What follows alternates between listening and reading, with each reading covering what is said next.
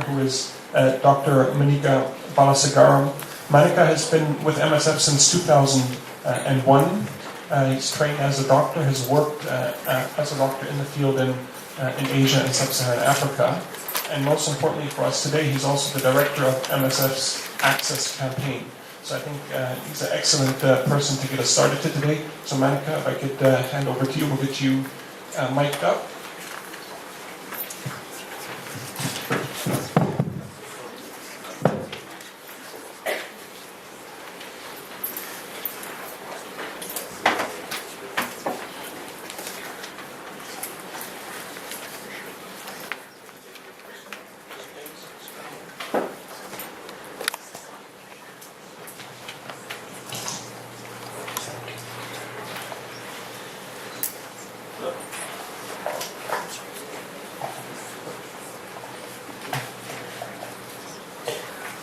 So thank you very much for having me today.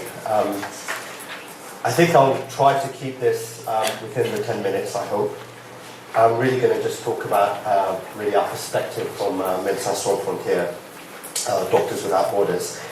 But I thought I'd really frame the discussion around the conference abstract, around the historic movement to make ARVs available to the whole construct of what we are calling our global health model, based around successes from movements that came from the HIV world, to what we're now discussing as well, the pharmaceutical model and some of the challenges and the future outlooks related to that.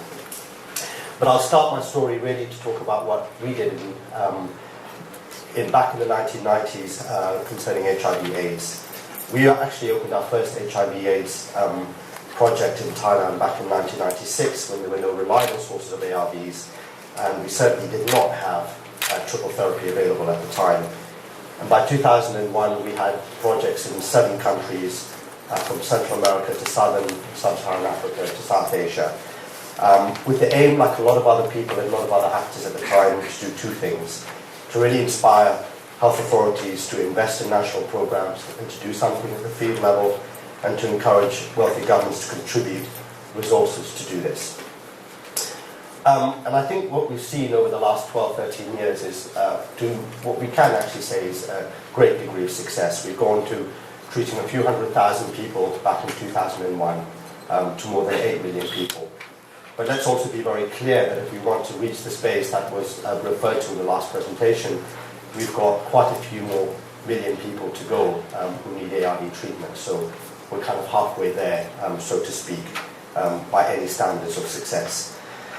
But I think we've seen in the last 12, 13 years, I think 4 key things that were very important in, I think, helping to make this movement go forward. But I think that's also really relevant when we talk about global health. The first, I think, is really the market entry of affordable generic medicines and innovative fixed-dose combinations. I think this really changed the construct of how we were managing patients at the clinic level. So I think one critical point to make is that really a kind of 99% drop in the price of ARVs, I think, was critical. I think we have to acknowledge that fact, as well as ease of use of how we were treating patients. The second thing, I think, is really the unprecedented global activism.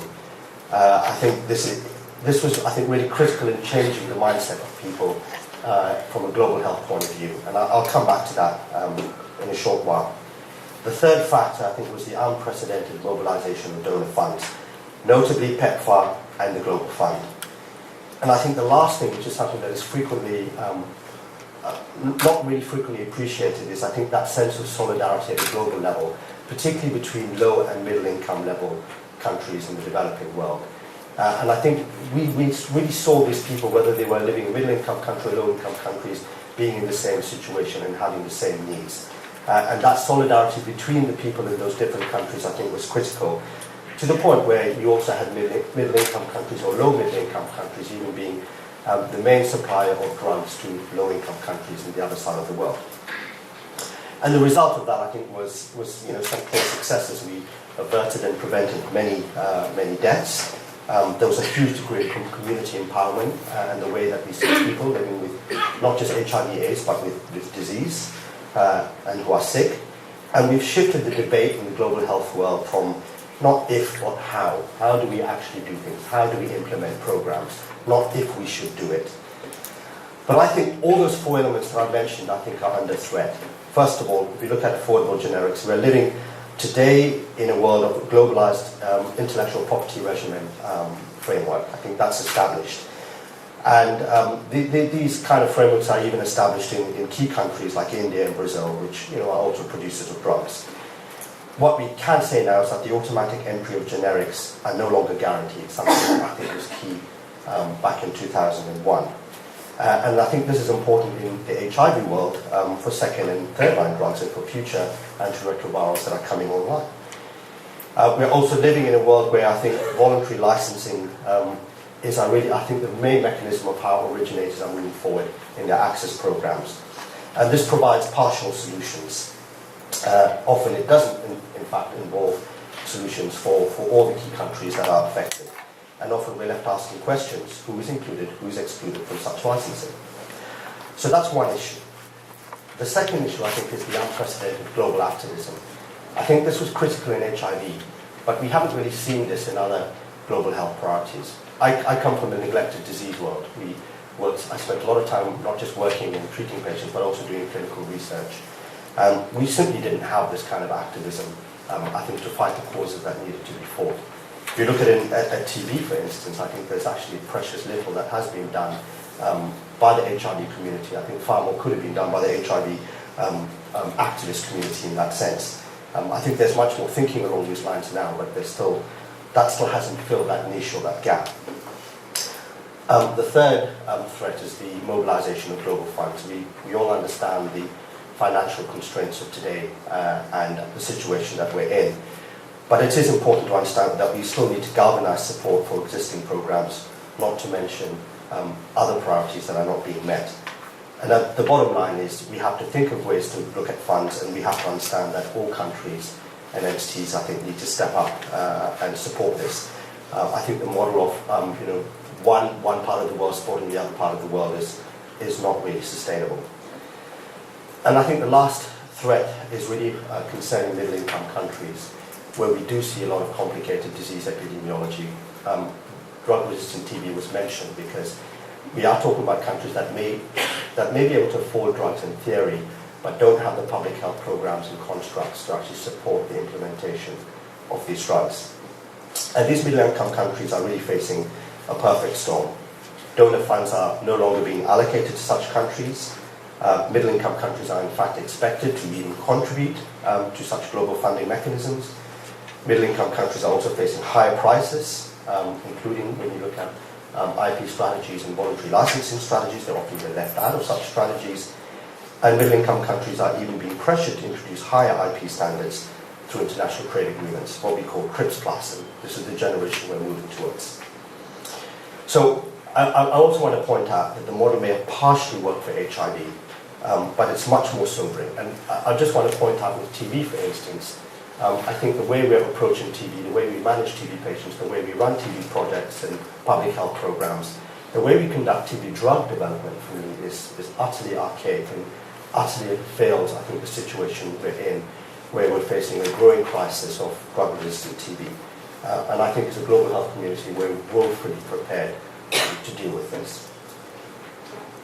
So what's the solution? Well, I can't really kind of sit here in the next few minutes and kind of explain to you what my vision of a global health construct would look like, but I want to just maybe focus on one point. And since we are talking about pharmaceutical models, I will focus on this. I believe that the critical problem is really that we leave the R&D needs for global health and the priority setting outside the framework. We are living in a model where we believe high prices can support research and development for global health needs. And this is just utterly, I think, an utter illusion. In fact, I believe high prices actually distorts innovation away from public health priorities. And it doesn't often deliver to the people who are in need of it the most, or to large sections of the population. Some of you may be aware that, in fact, member states of the WHO have been discussing this for more than a decade. There was the CIPIH report, I think, back in 2006. There's the CWG report that came out last year. And it's still an ongoing dialogue in the WHO member state arena.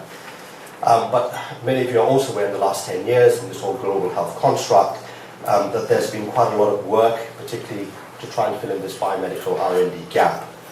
We have things like product development partnerships, for instance. And that, I think, has partly filled some of the gaps that are there. But I think the problem is that much of this progress has been, I think, designed along a model that still ultimately fails. I think what we need to look at is a new global framework of R&D financing and coordination. And I think we need to base it not on high pricing to reward innovation, but a de-linked model, to de-link that and to look at something different. We need to find a different way of funding and rewarding innovation and innovators, and a different way of looking at supply and production and distribution of drugs. I think this is critical. And in fact, as I said, this has all already been discussed. There's a lot of policy thinking and a lot of policy ideas, and things are actually down on paper. So, for me, the construct is actually there. We need to move to an evidence-based, inclusive process for priority setting that links these priorities with adequate and sustainable funding. And we need to ensure the money is spent effectively, and we need to set norms to ensure that there are access to these fruits of innovation.